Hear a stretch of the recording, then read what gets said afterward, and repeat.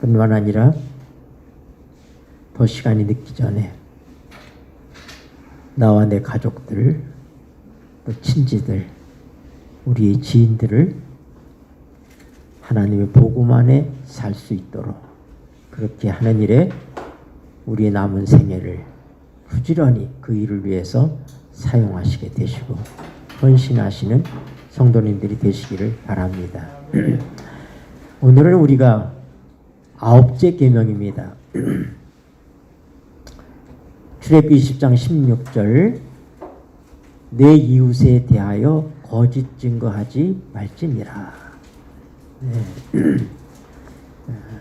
10계명의 그 둘째 판에 기록되어 있는 말씀, 내 부모를 공경하라는 말씀과 살인하지 말라, 간음하지 말라, 도적질하지 말라, 그리고 내 이웃에 대하여 거짓 증거하지 말라, 10번째가 탐내지 말라, 이렇게 해서 10계명이 끝납니다. 여러분, 우리가 8째 계명에서는 뭐 하지 말라고 그랬어요? 도적질하지 말라. 네, 이웃의 것을 도적질하지 말라. 네, 내 것이 아닌 것을 도둑질하지 말라 이겁니다. 도둑질하는 것은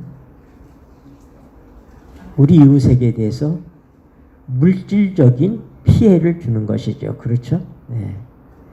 그런데 내 이웃에 대해서 거짓 증거하지 말라 하는 이 거짓말은 우리 이웃에 대하여 마음에 상처를 주는 것, 그들의 내면의 것들을 상하게 하는, 심령을 상하게 하는, 그것이 바로 거짓말하는 것이죠. 네.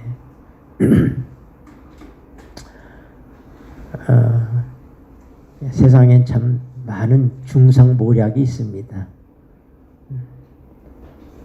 이 중상모략이 갖고 있는 그 해악은 말할 수가 없어요. 우리가 이웃에 대하여서 또 어떤 사람이 우리에 대해서 중상모략을 할 때 여러분들이 얼마나 고통을 겪는지 우리의 삶을 통해서, 우리의 경험을 통해서 여러분들이 이미 알고 계실 것입니다. 뻔한 건데도 여러분 재판정에서 재판하게 될 때 얼마나 많은 위증들과 거짓을 가지고 참 것을 뒤엎으려고 하는 그런 일들이 얼마나 많아요. 예.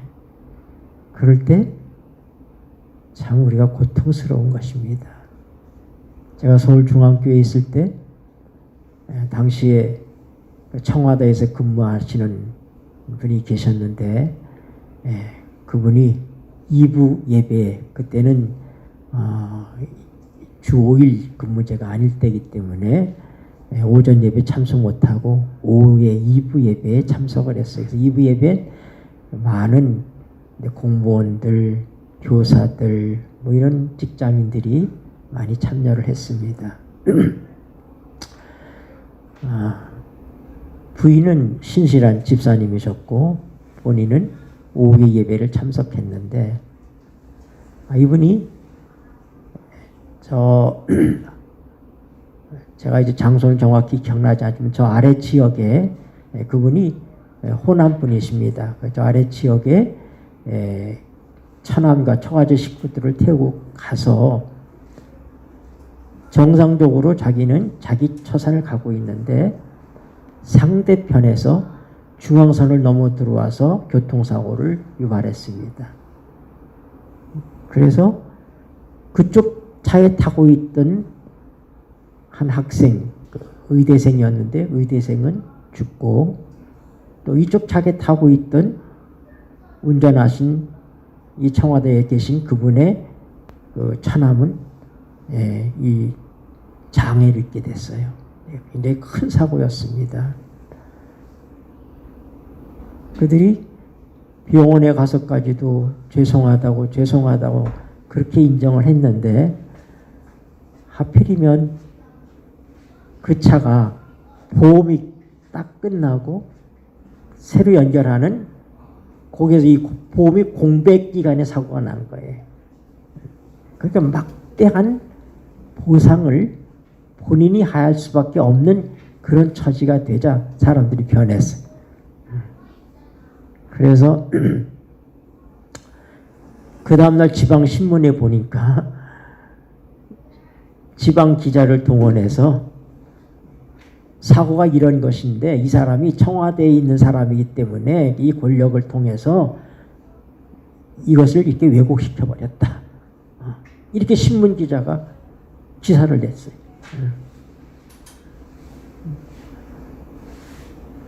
그러나 소송을 통해서 1심에서도 2심에서도 모든 과학적인 증거들이 다 뒷받침하기 때문에 이분이 승소를 했습니다.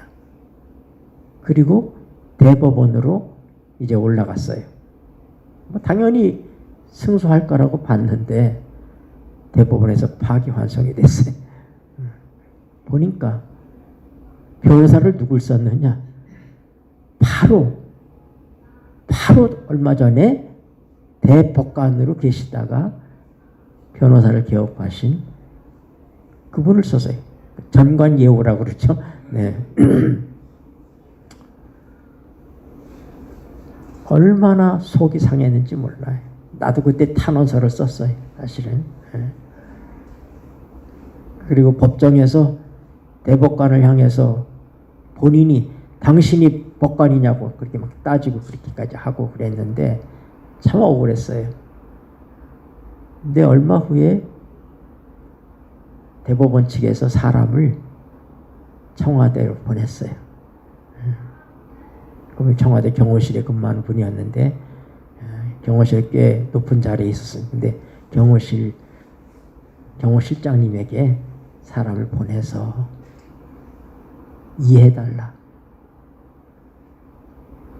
이해해달라고 그쪽 변호사님이 바로 얼마 전 은퇴하신 대법관이신데 저희가 어쩔 수가 없는 거 사정 알지 않느냐, 이해해달라. 그래서 경호실장이 이분을 불러서 그냥 넘어가자, 억울해도 넘어가자. 제가 그때 많은 걸 느꼈어요. 이 세상은 참 정의롭지 못하구나. 힘이 있어도 당하는구나.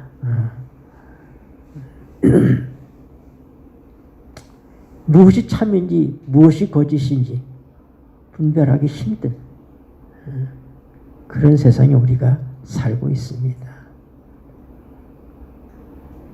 내 이웃을 내 몸처럼 사랑하라고 말씀하신 그 하나님, 그것이 구체적으로 아홉째 계명에서는 뭐라고요? 내 이웃에 대하여 거짓 증거하지 마라. 거짓말하지 마라. 그래서 그를 억울하게 하지 마라. 그의 마음에 상처를 주지 마라. 이것이 아홉째 계명입니다. 오늘 저는 이 말씀을, 이 계명을 도덕적으로 접근하기는 원치 않습니다. 왜냐하면 그 도덕적으로 접근하면은 이 십계명은 십계명이 아닙니다. 그것은 세상의 법이죠. 하나님의 법은 도덕적인 법이지만 세상에 갖고 있는 도덕적 가치로 그렇게 우리가 볼 수는 없는 것입니다. 제가 성경을 보면서 조금 의아한 부분들이 있었어요. 거짓 증거하지 말라고 그랬는데 성경에는 거짓말하는 예들이 많이 나옵니다. 당장 창세기에서도 아브라함이 흉년이 들어서 애굽으로다가 피난을 갑니다. 그런데 아브라함의 아내 사라가 많이 예뻤던 것 같아. 그러니까 뭐라고 부인하고 약속하냐면 당신은 아름다운 여자이기 때문에 당신 때문에 내가 잘못하면 죽임을 당할 수도 있으니 이제 우리 부부라고 하지 말고 당신은 내 누이라고 하자. 나는 당신의 오라버니고. 그래서 가서 그렇게 속였어요. 네. 한 번이 아니에요. 창세기 12장에도 그 사건이 나오지만 그 이후에도 또 아비멜렉에게 가서 똑같은 일을 했어요. 근데 공교롭게도 하나님께서 책망을 하십니다. 누굴 책망해요? 아브라함을 책망하시는 게 아니라, 거짓말을 한 아브라함을 책망하시는 것이 아니라 바로를 책망하시고 바로 아비멜렉을 책망하셔요. 그 왕을 책망합니다. 사라 때문에 모든 여인들의 태를 닫아버리셨다고 해서 하나님께서 얼마나 진노하셨으면. 그는 내 선지자다. 하나님께서 꿈에 그렇게 말씀하셨어요. 그가 너를 위해서 기도할 때 내가 듣겠다.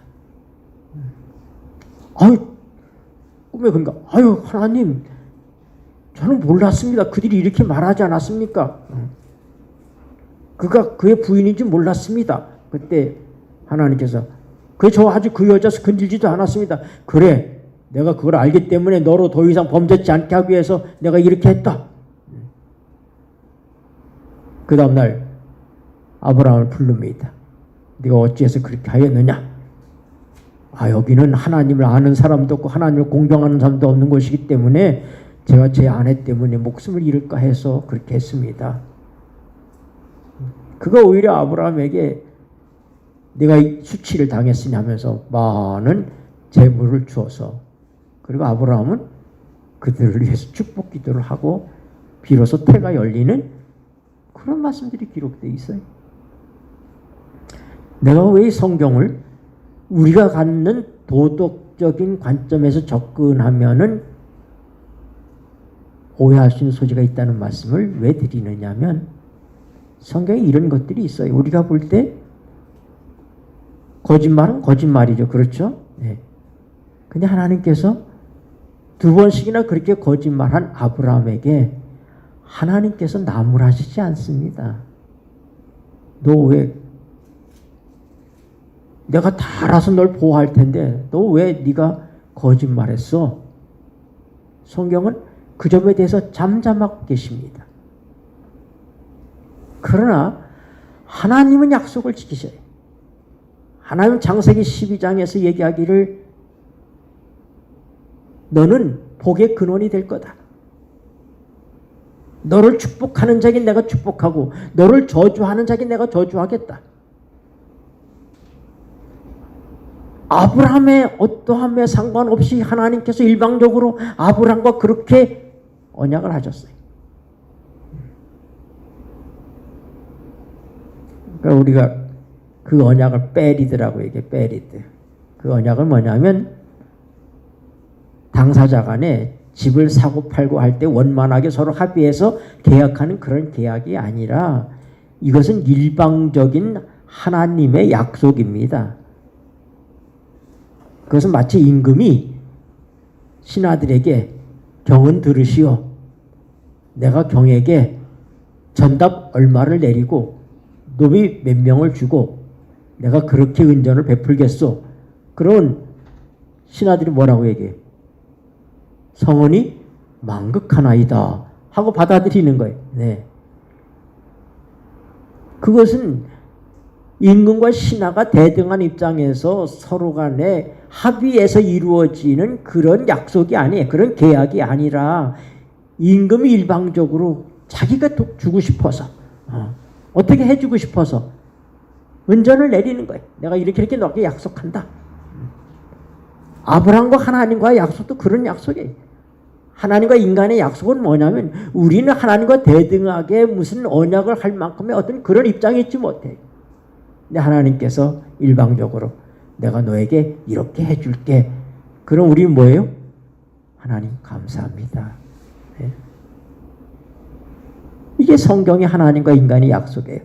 하나님께서 아브라함에 그렇게 약속을 하셨어요.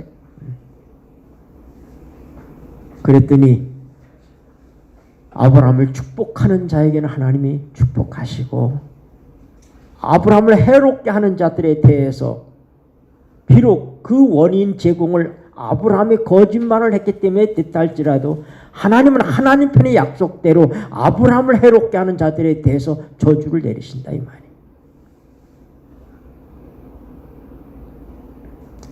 우리가 이런 특별한 은총을 입은 자들이라고 하는 것입니다. 저는 선악의 구분을 어떻게 하는가? 원래부터 인간은 선악을 구분할 수 있는 존재로 창조되지 않았습니다. 왜냐하면 악을 할 필요가 없었어요. 하나님에게 속해 있는 모든 삶을 통하여서는 선만 작용하지 악은 있을 수가 없는 것입니다. 선과 악이란 범죄와 타락이 연루돼서 생긴 것들이에요. 그래서 선이 뭐냐? 성경을 통해서 우리가 바르게 얘기했죠. 선은 하나님이시다. 하나님께 속한 건 다 선한 것이다. 그러나 하나님을 떠나 있는 것들은 다 악하다. 우리가 이렇게 봐야지 돼. 우리가 도덕적으로 어떤 게 선하고 어떤 게 악한 자 이렇게 보면은 우리가 성경에 대해서 어떤 때는 이해 안 되는 부분들이 있어요. 우리는 여호수아가 가나안을 정복할 때 제일 처음 정복한 성이 무슨 성이에요? 여리고성이에요. 여리고성을 점령하기 전에 여호수아가 두 정탐꾼을 보냈습니다. 근데 그들이 어디 숨었어요? 지생 라합의 집에 숨었어요. 근데 이 지생 라합이 그들을 어떻게 했어요? 감추었습니다. 숨겨주었어요. 그랬더니 여리고의 왕이 사람을 보냈어요. 너희 집에 이 정탐꾼들이 오지 않았느냐? 그렇게 얘기하니까 라합이 뭐라고 했어요? 예, 오긴 왔었습니다. 근데 그들이 벌써 떠났습니다.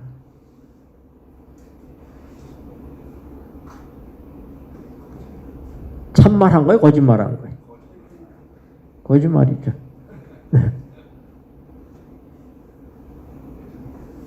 그들이 가고 난 다음에 라합이 얘기합니다. 너희 같은 하나님, 너희 신 천상천하에 너희 같은 하나님이 없다. 우리 백성들은 다 너희 하나님 때문에 간담이 눕고 있다. 너희가 홍해 바다를 육지로 건너고 다 이 시온악 옥과 이 모든 적들을 물리친 것을 우리가 듣고 우리가 지금 다 간담이 눕고 있다. 너희가 이 땅에 올 때 우리 집을 우리를 기억해달라. 라합은 예수님의 조상이 됩니다. 네.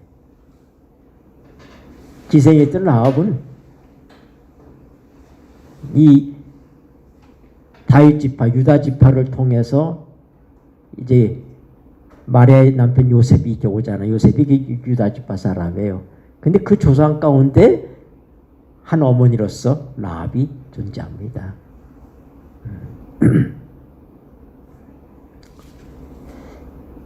하나님께서 라합이 거짓말한 것에 대해서 맞서고 계시지 않아요. 저는 지금 상황윤리적 측면에 있어서의 거짓말은 용납될 수 있다. 이 얘기를 하고 있는 게 아닙니다. 네. 어떤 사람들은 그렇게 얘기해요. 때론 거짓말은 필요하기다. 상황적으로 볼 때 필요가 있다. 제가 어떤 글에서 보니까 어떤 사람이 괴한하게 쫓기고 있어요. 길에 사람을 만났습니다. 날로 어디다 좀 숨겨주십시오. 그래서 그를 숨겼습니다. 그러자 이제 그를 쫓아오는 사람이 이제 칼을 들고 막 쫓아왔어요. 사람 보지 못해 얘기하니까 그 사람이 그 뒤에 오기 전에 눈을 감고 지팡이 더듬거립니다. 내가 맹인인데 어떻게 그걸 알겠습니까? 그분이 어디 갔는지 내가 어떻게 알겠습니까? 이렇게 해서 그 위기에서 사람을 구해준 얘기가 나와요. 상당히 지혜로운 처사였다. 이런 의미죠, 사실은. 그런 엄밀히 얘기하면 거짓말이죠. 네. 그러므로 우리는 이 십계명에 나와 있는 이 계명들을 인간의 도덕적 관점에서 이해하려고 그러면 이해가 안 됩니다. 그리고 그것은 전혀 그런 의미가 아닙니다. 네. 여러분, 세상에서 진짜 거짓말이 뭐냐면, 아이고 목사님, 저는요 정말 거짓말을 못하겠어요. 저는 거짓말을 하려면요 가슴이 뛰고 얼굴이 빨개지고 그래요. 그게 진짜 거짓말이에요. 왜냐하면 인간은 본성적으로 다 거짓말쟁이입니다. 우린 다 거짓말쟁이에요. 우리가 범죄한 다음에 예수님께서 유대인들을 향해서 뭐라고 얘기냐면은 너희는 너희 아비 마귀에게서 났다. 마귀의 자식이라고 얘기합니다. 그는 처음부터 살인한 자요. 그게 진실이 없다. 진리가 없다. 그는 거짓의 아비다. 거짓의 아비의 자식이면 다 거짓말쟁이가 되는 거예요. 그리고 우린 본성적으로 내가 불리해지면은 우리는 뭐예요? 거짓말을 통해서라도 자기를 방어하려고 하는 것이 우리의 본성 속에 있습니다. 지금도 제가 운전하고 가다가 교통순경하게 신호를 위반해서 잡히면은 변명합니다. 이제 제가 노력을 해요. 그래서 뭐라고요? 내가 하나님 안에서 내 오는 양심에 의해서 죄송합니다. 제가 급해서 그랬습니다. 근데 급해서 그랬다고 하는 건 변명해. 우리가 무언가 내 자신에게 불이익이 온다고 생각할 때는 우리는 쉽게 나를 거짓으로 포장합니다. 이것이 인간이 갖고 있는 본성입니다. 그리고 거짓말을 거짓말답지 않게 하는 것이 그것이 이 세상을 살아가는 사람들의 지혜예요.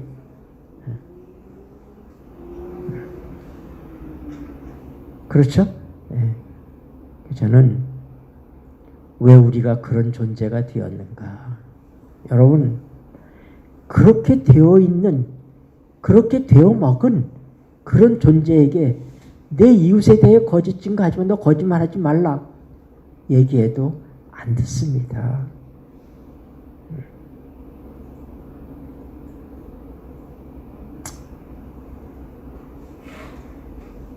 전에 저희 집안 얘기인데 저희 집안의 어른이 아주 점잖으시고 굉장히 도덕적이고 또 성공하신 그런 분이신데 뒤늦게 그 늦바람이 나셨어요. 예. 그러니까 이제 뭐 자식들을 생각해서 그러면 안 된다, 뭐 하면 안 된다 아무리 얘기해도 이미 그렇게 뭔가 빠져버리면은 그 얘기가 하나도 안 들립니다.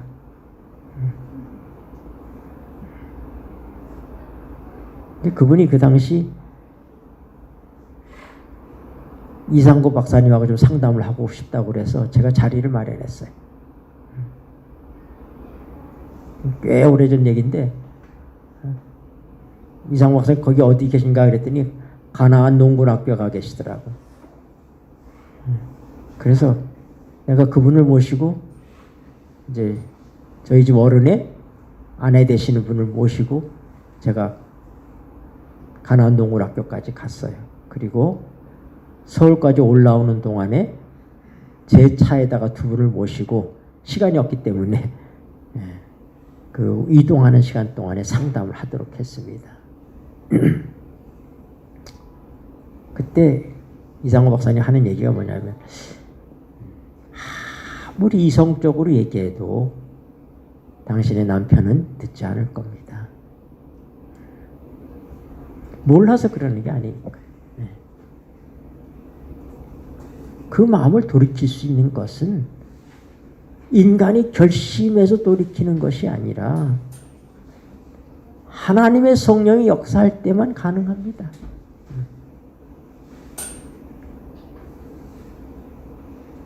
그러므로 당신의 남편이 내 이런 마음을 좀 없애주고 나를 가정으로 돌아가게 해주시고 이렇게 기도할 리가 만무하지 않느냐. 그러면 누가 기도해야 돼? 당신이 기도해야지 된다. 당신이 기도하면 하나님께서 역사하시면 어느 날 그 여자와 함께 자고 일어났는데 그 여자가 침을 이렇게 질질 흘리고 잔 모습을 본다든지 어떤 그런 걸 통해서 갑자기 정이 떨어지게 만들 수도 있고 하나님께서 그렇게 역사하셔서 가능한 것이지 아무리 옳은 얘기 해주고 아무리 권유를 해도 그 마음이 그렇게 가고 눈이 뒤집혀버린 상황에서는 설득으로 되지 않는다. 여러분, 우리가 왜 거짓말을 그렇게 좋아하고 거짓말을 할 수밖에 없고 여기서 지금 나는 평생 동안 거짓말 한 번도 안 했습니다. 그렇게 말하는 사람이 있으면은 그 사람은 진짜 새빨간 거짓말쟁이에요.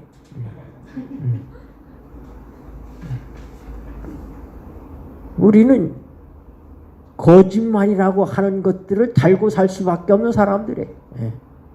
왜 우리가 그런 존재가 되었느냐? 그런 사람들에게 하나님께서 너는 내 유세 대에 거짓 증거하지 말지니라 이렇게 얘기한다고 거짓말 안 합니까?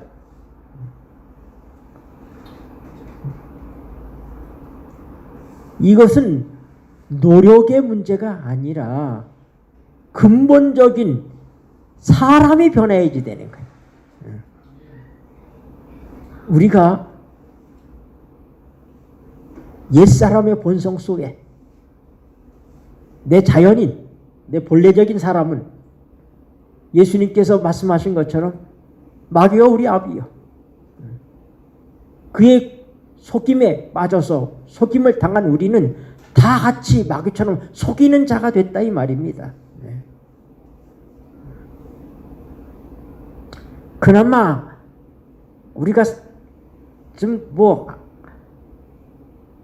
감축을 이렇게 하는 것은 뭐냐면은 체면 때문에 우리가 그렇게 하는 것이지 우리의 근본적으로 우리의 양심과 우리의 삶이 거짓을 싫어하고 그것을 절대적으로다가 해서는 안 되는 것으로다가 우리 삶이 그렇게 되어 있지 않다 이 말입니다. 내가 오늘 그렇게 마음을 먹어도 또 다른 돌발적인 상황이 왔을 때 내게 불리하거나 상대가 나에 대해서 뭔가 공격하거나 그러면은 우리는 그를 방어하고 공격하기 위해서는 다소의 거짓말을 하는 것에 대해서 그다지 양심의 가책을 안 느끼면서도 얼마든지 할 수 있는 것이 오늘의 우리의 상태라고 하는 것입니다. 그래서 오늘 우리는 우리가 어떤 존재인지를 먼저 이해할 필요가 있어요. 내가 왜 거짓말을 자꾸 하는가? 나를 지배하는 세력이 악한 영이 지배하고 있기 때문이다.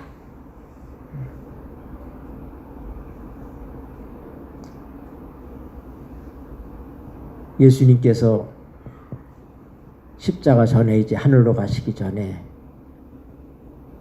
내가 너에게 다른 보혜사를 보내주겠다. 그렇게 말씀하십니다. 그러면서 뭐라고 얘기하죠? 그분은 진리의 영이시다. 진리의 영이시다. 예수님께서 뭐라고 했어요? 자기를 소개할 때 나는 길이요 진리요 생명이다. 네. 하나님은 예수님은 길이고 진리고 생명입니다. 그러므로 하나님 밖에 있는 것들은 다 뭐예요? 거짓이고 길이 아니고 사망입니다. 그래서 로마서 8장에 육신의 생각은 뭐라고요? 사망이요. 영의 생각은 생명과 평안이니라 이렇게 얘기했어요. 오늘 거짓말하지 말라는 계명을 비롯해서 우리 십계명에 나타나는 이 모든 말씀들이 이 세상에 살고 있는 세속적인 사람들, 하나님과 상관없이 사는 사람들에게 주어진 말씀이 아니라 이것은 거듭난 사람들, 하나님의 백성에게 주신 말씀이에요. 하나님의 자녀에게 주신 계명입니다. 그러면 누가 하나님의 자녀냐? 하나님의 영, 진리의 성령이 함께하는 사람이 하나님이에요. 하나님의 사람이에요. 진리의 성령이 오시면 너희를 어떻게 해요? 진리 가운데로 인도하시리라. 거짓된 내가 어떻게 진실한 사람이 되느냐? 진리의 성령이 오실 때 비로소 우리를 진리 가운데로 인도할 수 있다고 그랬어. 그러므로 오늘 이 말씀은 내가 어떻게 하면 거짓말을 안 하고 살 수 있을까? 이것이 아니라 내가 어떤 존재로 살아야 되느냐? 내 안에 어떤 영이 존재하느냐? 내가 미혹하는 영, 거짓의 아비인 사단의 영에 이끌려서 사느냐? 아니면은 나를 진리 가운데로 인도하는 예수님이 가르친 모든 것들을 생각나게 하시는 그 성령이 내가 가르친 모든 것을 생각나게 하시리라 그렇게 말씀하셨어요. 예.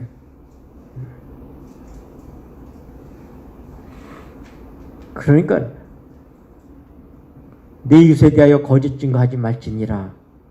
하나님께서 내 이웃을 몸처럼 내 몸처럼 사랑하라는 그 말씀을 위해서 가장 낮은 단계의 말씀으로 거짓말하지 말라, 살인하지 말라 이렇게 얘기한 거예요.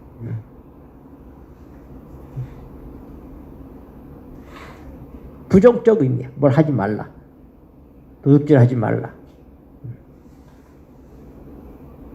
근데 이 모든 것들은 우리의 결심과 노력에 달려있는 것이 아니라 우리의 존재가 바뀔 때 가능하다 이 말입니다.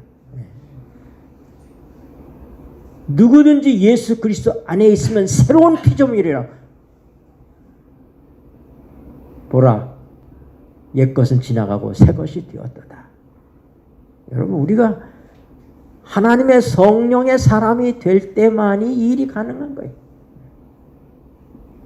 진리의 성령이 우리에게 계실 때 우리가 진리 안에서 사는 것입니다. 그래서 에베소서에서 사도 바울은 성령을 근심케 하지 말라. 너희가 구속의 날까지 그 진리의 성령으로 인치심을 받았다. 오늘 내 속에서 역사하는 성령님을 쫓아서 우리가 살지 않고 우리의 옛 본성에 이끌릴 때 우리 안에 계신 성령님이 슬퍼하신다 이 말입니다. 근심하게 하지 말라.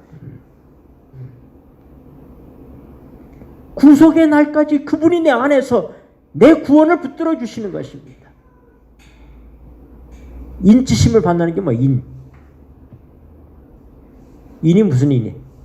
사인 아닙니까? 도장이에요. 제가 이 성경 책을 살고 여기다가 김영수하고 제 도장을 찍으면 이거 누구 거라는 거예요? 내 책이라는 거잖아요. 네, 도장인 거예요. 우리가 하나님의 자녀라고 하는 도장이 뭐냐? 성령님이 우리 안에서 역사하시는 게 그게 도장이에요. 내가 악한 영을 쫓아서 살지 아니하고 악한 영의 모든 괴계를 물리치고 하나님의 전신갑주를 입고 마귀와 싸워서 뭘 가지고요? 성령의 검을 가지고. 성령의 검을 가지고 악한 마귀와 싸워서 우리가 거짓말하지 않는 삶을 살기를 원한다면 우리는 뭐예요? 성령을 사모해야지 됩니다. 성령을 쫓아서 사는 삶을 살아야 돼. 하나님의 성령이 내 안에서 역사하시는 삶을 살아야 된다 이 말입니다. 그게 비결이에요. 거짓말은 세상 사람들도 다 나쁜 것이라고 얘기합니다. 학교에 가도 우리 도덕책을 통해서도 거짓말은 나쁘다고 공부해. 여러분, 우리가 잘 아는 도산 안창호 선생님이 왜 일경에 잡히고 돌아가시게 되셨는지 그 일화를 잘 아시죠? 그분이 어린 소년과 약속을 했어요. 아무나 아무 때에 그를 만나서 무슨 선물인가 전달해 주기로. 그걸 일경이 알았어요. 길목을 지키고 있는 거예요. 절대 도산선생님 가시면 안 됩니다. 하면은 체포됩니다. 죽습니다. 그런데 도선생님이 그런 거예요. 약속은 약속입니다. 내가 그 어린아이와 약속을 지키러 가야 되겠습니다. 그 약속을 지키러 가다가 체포돼서 결국 유명을 달리하게 되시는.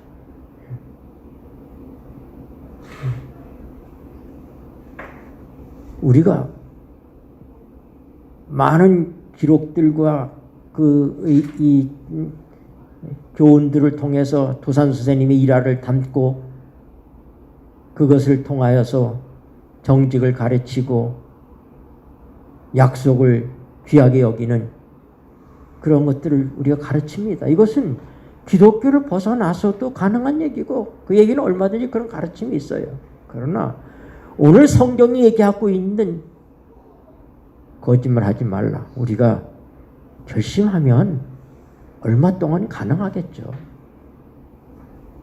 그러나 그 결심이 얼마나 갑니까? 우리 흔히 쓰는 말이 있어요. 한국 사람들이. 작심? 네. 그래서 이건 우리의 노력과 결심의 문제가 아니라 뭐라고요? 믿음의 문제입니다. 우리가 하나님의 자녀가 된 것과 하나님의 성령이 우리 안에 살아 역사하시는 것을 믿고 그분이 나를 주장하시도록 그렇게 삶을 살면 진리의 성령이 우리를 어디로요? 진리 가운데로 인도하시리라.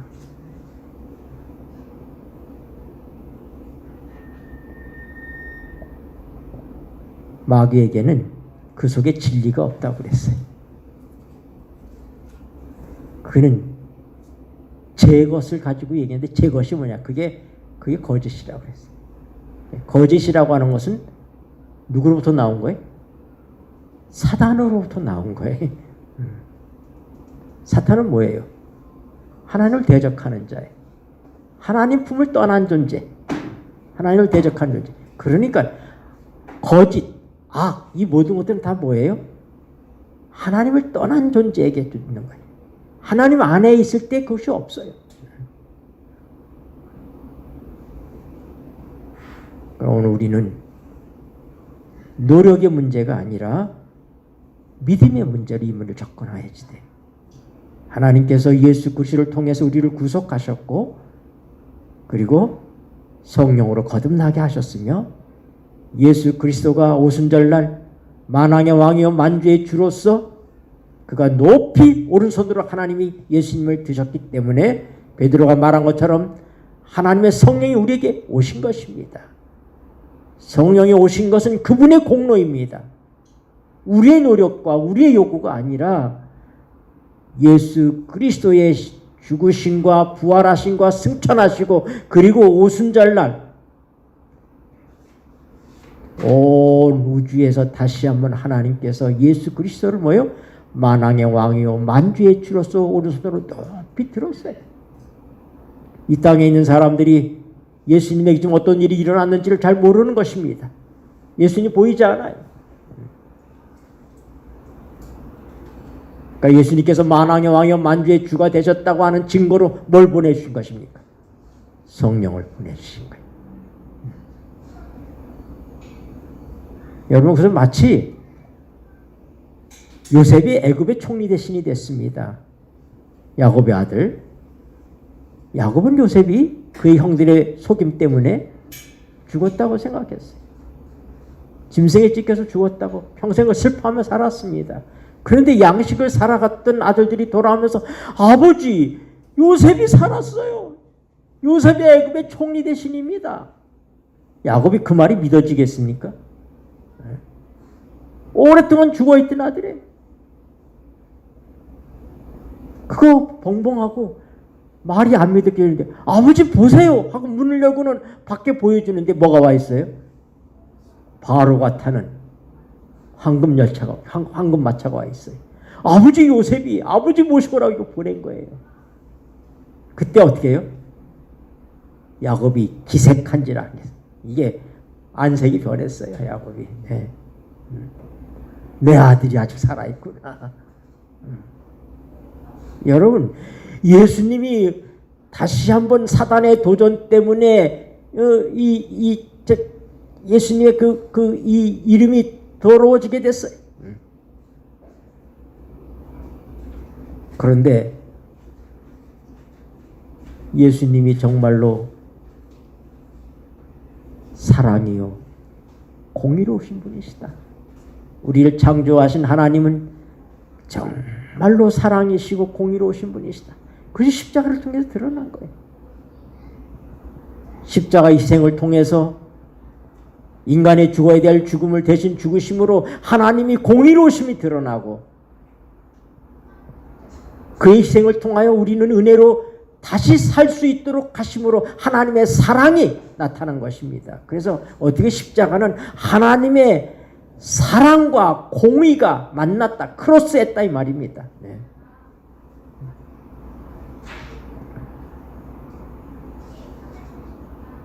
이 놀라운 하나님의 은혜, 이 도전을 받았던 예수님께서 참으로 이 땅에 오셔서 똑같은 인간이 되셔서 하나님의 법을 우리 대신 지키시고 법의 형벌을 받으시고 그래서 어떻게 했어요? 하나님의 사랑과 공의를 입증하는 데 성공하셨습니다. 그러므로 예수님께서 말씀하시기를 사단이 하늘에서 번개처럼 떨어지는 것을 보아노라. 이제 더 이상 우주에 있는 거민들 천사들에게 있어서는 사단이 먹히지 않습니다. 하나님께서 즉시 사단을 멸하지 않은 것은 바로 뭐냐면 그들이 비록 지구에 있는 아담과 하와와는 다르게 타락하지 않은 천사들과 다른 우주의 세계 사람들이 사단의 꼬임에 넘어가지는 않았지만 사단의 꼬임이 그들 머릿속에 남아 있습니다.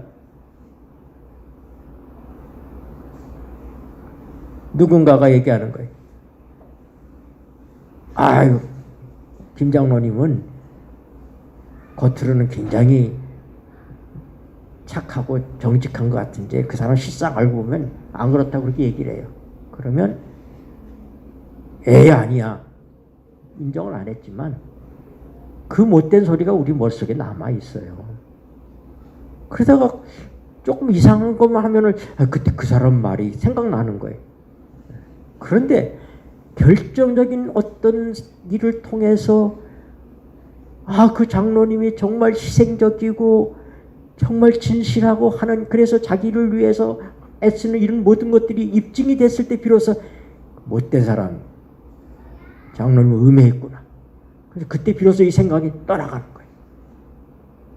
예수님 십자가에 달려 돌아가실 때 온 우주에 있는 것 천사들에게 사단이 얘기했던 그 거짓말이 영원히 떠났다. 사단이 번개처럼 하늘에서 떨어지는 걸 보았다.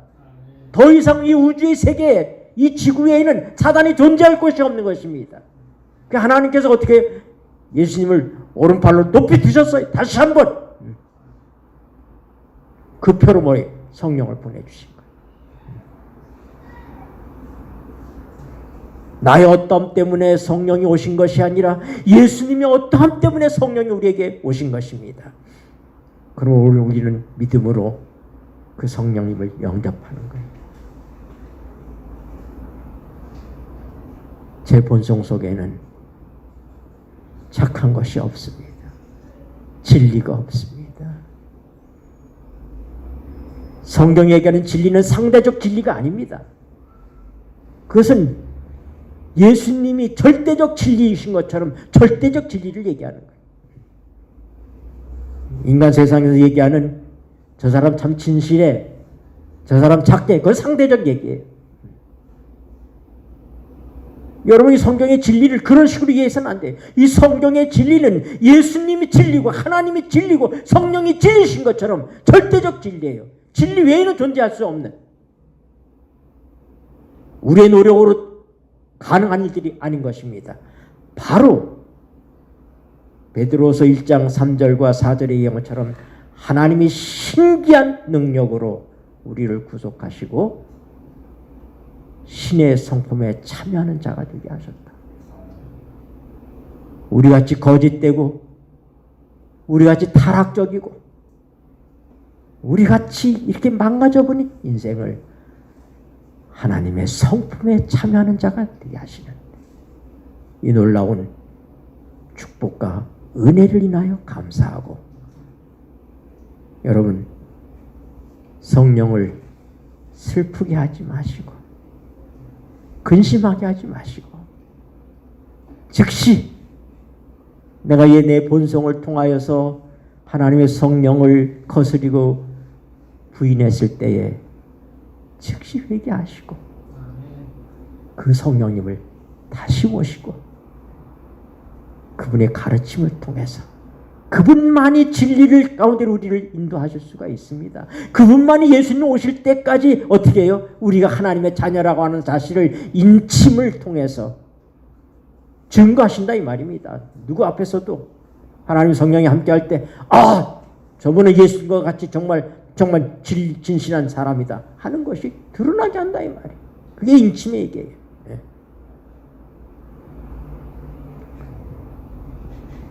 거듭 말씀드리는 거지만 하나님의 말씀을 세상의 가치관이나 세상의 도덕적인 관점으로 보시지 마시고 하나님의 성령을 통해서 진리가로 인도하시고 예수님 우리에게 하신 모든 말씀을 가르치시는 그분을 따르시게 되길 바랍니다. 네.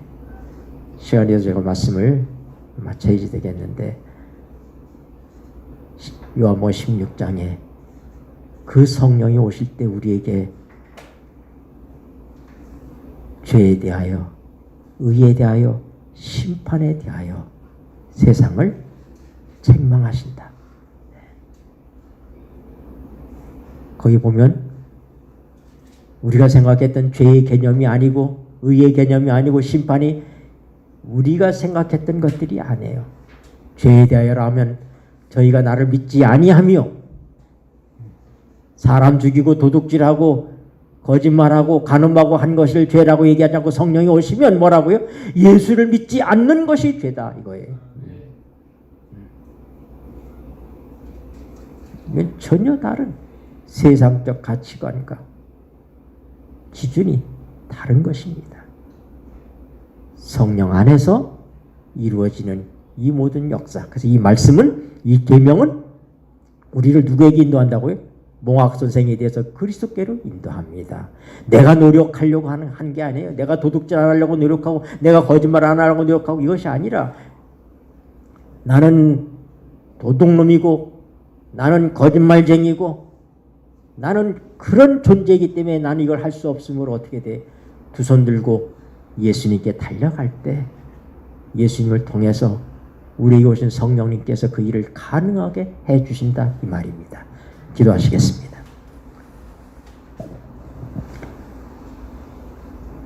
고마우신 하늘 아버지, 우리에게 주신 이 놀라운 은혜를 인하여 감사를 드립니다. 우리같이 거짓되고 속물의 근성을 갖고 살아가는 저희를 사랑하셔서 하나님의 자녀가 되게 하시고 새로운 피조물이 되게 하시고 하나님의 성령을 보내셔서 신의 성품에 참여하는 이 귀한 은총과 축복을 주셨사오니 감사합니다. 성령을 근심하게 하지 않게 하여 주시고 성령께서 우리 안에 역사하심으로 주님 오시는 그날까지 성령을 통하여 우리가 하나님의 자녀됨에 대한 인침을 경험하는 우리 모두가 되게 하여 주시옵소서.